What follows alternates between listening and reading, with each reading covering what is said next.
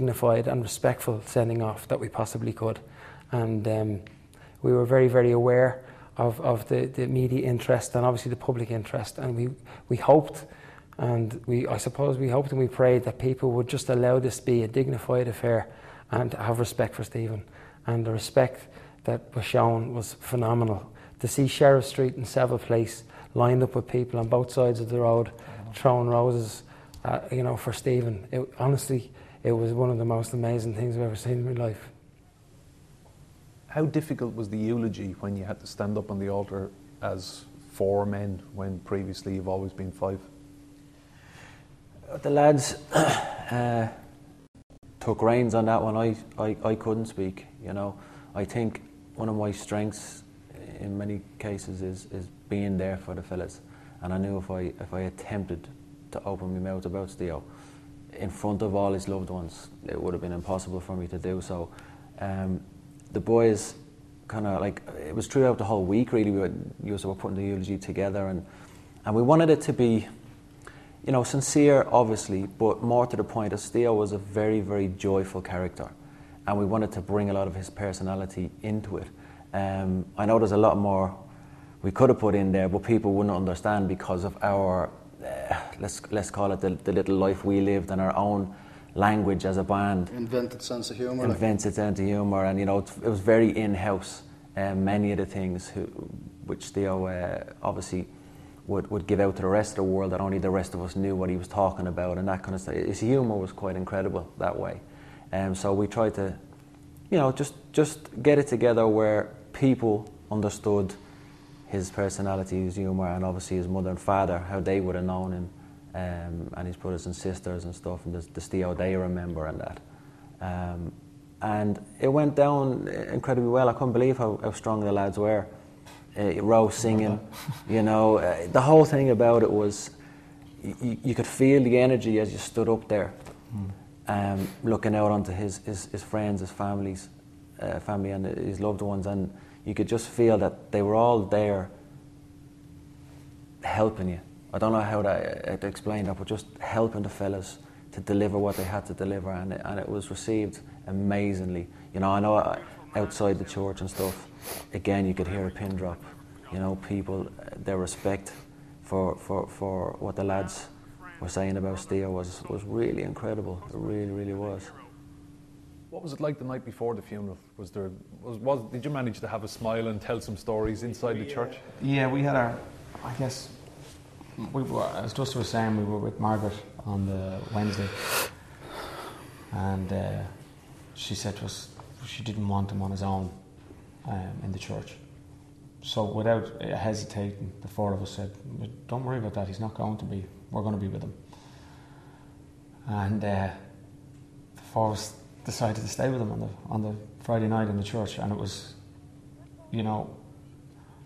all of us are so happy that we did it. It was our last night together as a 5-piece, our last real night together as a 5-piece, and it felt like that. It felt like we were 5. We lay on the floor to the left of the coffin, in sleeping bags, and we cried and we laughed, and we could hear him telling us jokes, and we could hear him answering back to us, like what he'd say back to us if we said something.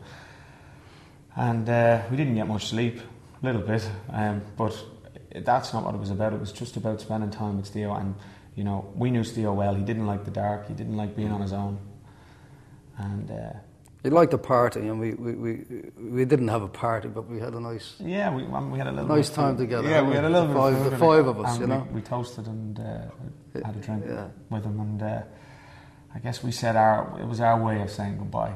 It was our way of dealing with it. It was the next day people said, "What was it like? Was it, were you scared? Were you with this or with that?" It was the most beautiful, amazing experience to be there with Theo that night. And also outside, we went out at around 6 a.m. and the fans that had spent the night outside also. It was unbelievable. That was very moving to see these people that were fans who wanted to show their respect in their way as well. I was very apprehensive about sleeping in the church, and not because of any other reason other than I thought it might be eerie or scary or something, and I couldn't believe how I felt. We all felt so just chilled, and I don't know, it was an amazing feeling, the Father Declan, who Fantastic a guy. great Guy. priest who worked alongside us a lot all the way and gave a fantastic service. He came out to us at one stage because Stephen was lying in front of the altar, and we were in sleeping bags and at the side and on a tiled floor, you know. And to start off with, it was very cold, and we had a row with the priest, and we told him to put the heaters on, you know. So we got a couple of the heaters on, these big gas heaters. But within no time at all, we were all sweating. So we had about 5 layers of clothes on in our sleeping bags, and then we decided we have to take these off, you know. But he came out at one stage and he said, "Would you not lie up on the altar, lads? It's carpeted on the altar, whereas you're lying on tiles." And I think it was the first time we were all terrified to get up on stage, you know. We were safe when we were beside Steve, but we didn't want to go up there, you know. But it was an amazing night, and I can never explain that. We started off traveling around together over 16 years ago, and there's so many fantastic memories of you know, areas that we got ourselves into, or stories that we could tell you. But you know, that will be another story that I will tell, because I really believe and I really felt that the 5 of us were together that night.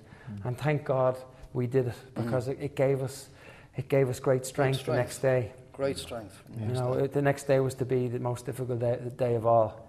And the strength we had that day was amazing, because we really felt that Steve was at peace, and that we kind of said goodbye, I think, a little bit that night, you know. I think the singing I found was a little easier than I thought it was going to be. The eulogy I found very hard.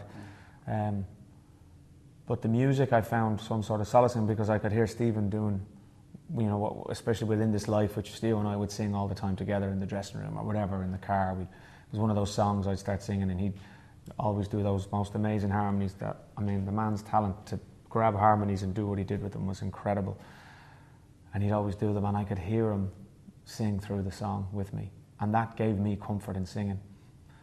But with the eulogy, I just, you know, the reality to say those words was very hard. You know, it was almost the singing wasn't a reality. It was, we were just all together singing.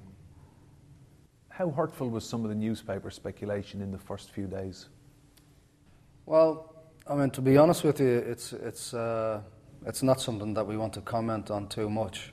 We do understand, because we're in the industry long enough, we understand how the media works, and how when there's any void in a story, it can be filled with speculation. Obviously, we're only human, and some of the things that we were beginning to hear and read were extremely harmful and hurtful to ourselves and to Stephen's husband and his family and so on. But then we would just remind ourselves that this is the nature of the industry that we're in, and we didn't pay too much attention to those things, because we know wholeheartedly that none of those things are true. So